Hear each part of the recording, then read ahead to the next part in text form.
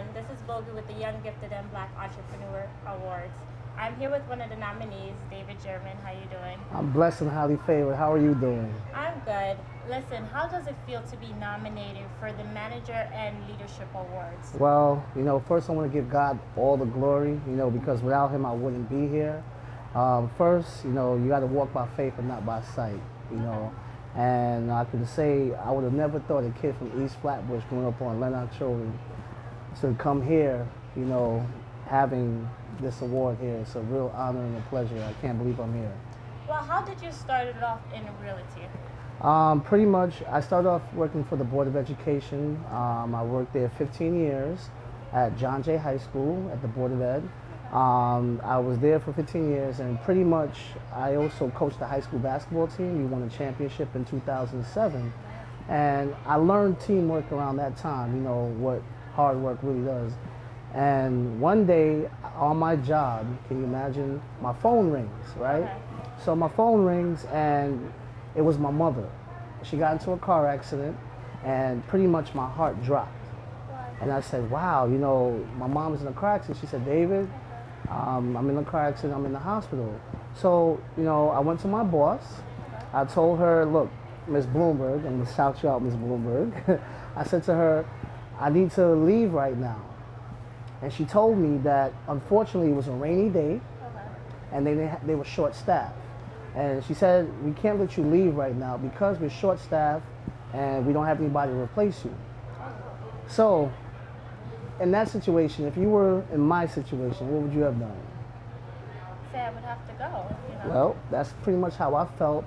And, I remember how I felt. The late, great Maya Angelou said, people forget what you say, people even forget what you do, but people never forget how you made them feel. Yeah. And I remember how I felt that day that I couldn't leave my job. And pretty much I said, you know what? I walked out, and as I'm walking out, my boss says, okay. We'll find somebody to replace you. But I said, that day changed my life. I said, from that day on, I never want to work for anybody ever again. Because I want to take back control. Because the person who had control was my boss. Yes. And I said, you know what? I'm going to take a leap of faith. I don't know how I was going to do it, but I took a leap of faith and I started looking for other opportunities. I got into a network marketing company called 5 Links. Okay. And pretty much in 5 Links, that's where I met, wear this wristband to this day, a guy named Dave Diamond Cox. Okay. And he grew up in the same neighborhood that I grew up in, East Flatbush, and he was the first guy that I saw, African-American male, that I saw really do something with his life and own numerous businesses. And I saw that he was involved in real estate, and I said, if he could do it, then I can do it, right? So pretty much I went for my real estate license, and I failed it the 2 times. Oh, wow. So you know what? The urge for most people, you would want to give up. And I have a college degree. So, my ego was hit and my pride was hit. And I said, you know what? I'm going to take it one more time. I took it and I passed it on the 3rd time. And I took this thing seriously because for most people, it was all or nothing. There was no plan B for me. Okay. It was either sink or swim, right? And pretty much within 4 months, I became one of the top realtors in my company, and then was actually now owning an office. Okay. So my broker and partner now saw how hard I was working. I was landing deal after deal after deal, and he said, you know what, I want to partner with you. That's like Michael Jordan or LeBron James asking you to partner. What would you say? So pretty much I partnered with him, and now we have one of the top producing offices, and I can't believe now that I never would have gotten into real estate in my years past. You can't pay me to work a job anymore. So let's talk a little bit about the real estate test. Is it different parts or is it one? Okay, so there's a lot about law, there's math. A lot of it is law and discrimination, because unfortunately real estate, which we all know about discrimination, is one of the most discriminated segments in the world, and unfortunately a lot of people don't get to participate in it. But you just got to deal with all the laws and all of the exam, the test on basically just reading laws. I mean, I don't know what else more to say than that. And common sense, actually, too. Okay.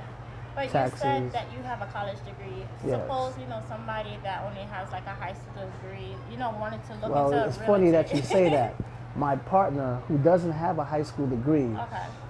he's a high school dropout, Okay. and he took it 5 times, and he passed. And now he's living in a penthouse, and he's doing major things, driving a Maserati. Not bad for somebody with a high school dropout, right? So what suggestions you have for, others that, are looking into going into realty? First, I would say you have to believe in yourself. Mindset is key. Okay. Unfortunately, so many people don't believe that they can do it, Okay. and they can do it. It's just that fear stops so many people. It stopped me, And once I was overcome my fear, because what's the opposite of fear? Faith. And you have to walk by faith and not by sight. And once I took that leap of walking by faith, things change. You got to know and believe, knowing that it's already done and believe that's about to happen. So let's talk about Rapid Realty a little bit. You are located in Coney Island in Yes. Brooklyn? Rapid Realty, my office is Rapid Realty Kensington at 947 Coney Island Avenue, second floor. That's between Ditmas and Newkirk Avenue.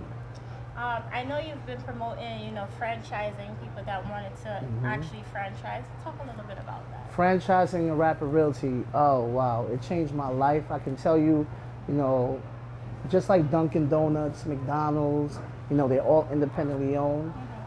There's a reason why a 16-year-old can run a McDonald's, because it has a system in place. Okay. If you go to any McDonald's, whether it be California, New York, Chicago, all the drive-thrus are on the right. You have the fries, you have the burgers in the back, Yeah. you have the milkshakes and the soft drinks in the front, cash register up front. It's set up that way so that a 16-year-old can run it, Okay. right? Well, the same thing here with Rapid Realty. We have a system, and the system stands for saving yourself time, energy, and money, right? Because somebody who doesn't have any real estate knowledge can come in, bring a deal in, and we have a system in place where now we can close those deals, get the listings and things like that. Because if you was to work for any other brokerage, you have to do everything from A to Z on your own, and most people don't have that experience, especially in the beginning. So here, you can come in with no experience like myself and basically make a whole lot of money. So let's talk a little bit about this award that you've been nominated for, the management and leadership. Right. So let's talk about the leadership aspect of the award. Right. You Well, know? I know everything rises and falls on leadership. Okay. So leadership is key, and I learned, like I said, working at the Board of Ed, I learned about leadership when I was coaching my basketball team, my boys varsity. That first year, we went 0-16. And anybody knows the thing about basketball. If you went 0-16 in high school, trust me, you don't want to go the next day because they say, "Coach, did you win the game?" And I'm like, "No, we lost." "Well, how much did you lose by?" "We lost by 40. And everybody started laughing, Yeah. But what it taught me is about resilience, right? Because if you think about it, I can't get any worse. It can only get better. Right? So the next year we went 3-13. Right? We lose so much because people don't understand losing and failing is part of success. And pretty much because I lost so much, I actually found out what not to do, and then I won some games. But then you never got to the point in life where you're just like, I'm sick and tired of losing, right? I got to that point. So I got to the point where I'm sick and tired, and I said, I want to find out what the winners are doing. Okay. So I humbled myself, and I went to the championship coaches and the coaches that go to the playoffs perennially every year. And I took notes, and I found out that they were doing 2 practices every day while I was only having 1.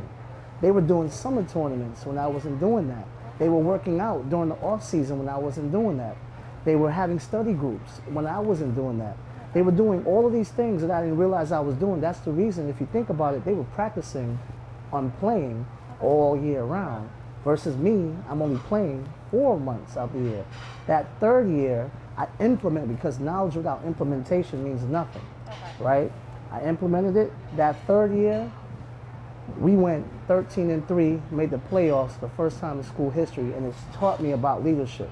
Because here it is, I had young men, and you had to, I was like a father figure to them. And what I'm really proud about that whole situation, even though we started winning, was that we changed the culture of the school, where now people were not coming to the games, and now all of a sudden there's pride. right? And now when you start winning, Yeah. it's funny energy. People want to be around success, Yeah. and all of a sudden now, the energy in the stadium, in the gym was Yeah. exciting, and people wanted to wear varsity jackets. Yeah. And now all of a sudden we didn't have any cheerleaders. Yeah. Now we have a cheerleading squad, and next thing you know, we went to the playoffs. And Yeah. that fourth year, we actually lost in the playoffs that year to the team that eventually won the championships, and it left a sour taste in our mouth. And that fourth year, basically, we said we're going to implement everything that we learned, and we worked hard. You see, there's no reward without working hard. And we worked harder than anybody else, and we ended up going undefeated and winning the championship. And that taught me everything about leadership.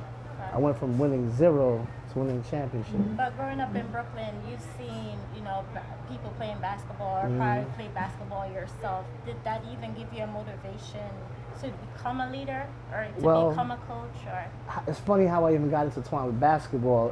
When I was in high school, my very first job was being a math tutor, because people used to cheat off of me in math. They used to always want to sit next to me and cheat off of me. So my math teacher, Mr. Brody, said, you know what? You explain it very well, and I see that everybody that you explain it to, they do very well. And pretty much from there, he offered me a job as a math tutor. okay. And now I became a math tutor, and then from there, I actually helped the basketball team at my old school, help them stay on the team because they needed to pretty much be eligible to play.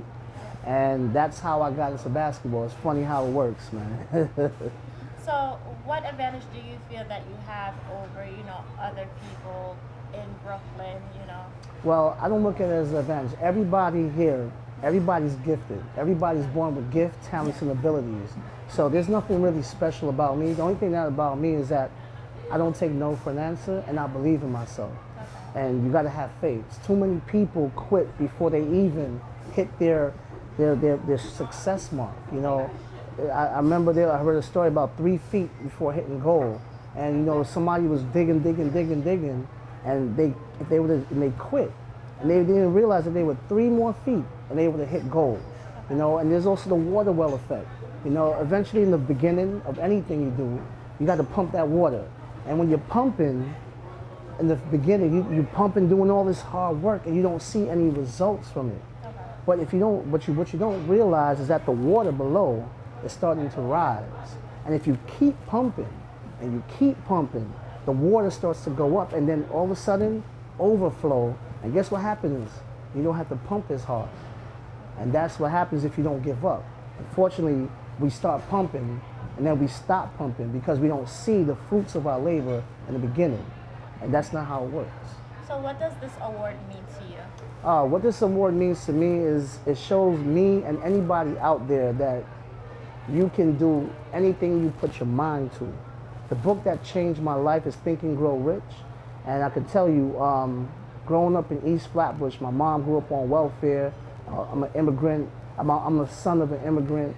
And, to see how, to see, if you would have told me 5, 6 years ago that I've been sitting here talking with you and owning a business, I would have said you're lying. I didn't see that. So with that being said, we're all one idea away from becoming a millionaire. All of us. It's just believing in yourself. Use your gift, God, talents, and abilities to change the world. Be the change that you want to see in the world. And treat people how you want to be treated. Because when you treat people how you want to be treated, guess what? It reciprocates. And you win by default. Well, thank you. Thank you. Continue on the success and great work you've been doing. Thank you very much. And you too. I just want to shout out my Rapid Realty family, my partner Raymond Rico Ruiz. And you know what? I want to shout out my creator, God. Thank you. Anthony Lally, Carlos, I see you guys. Rapid Realty, #1, Kensington, K-Town.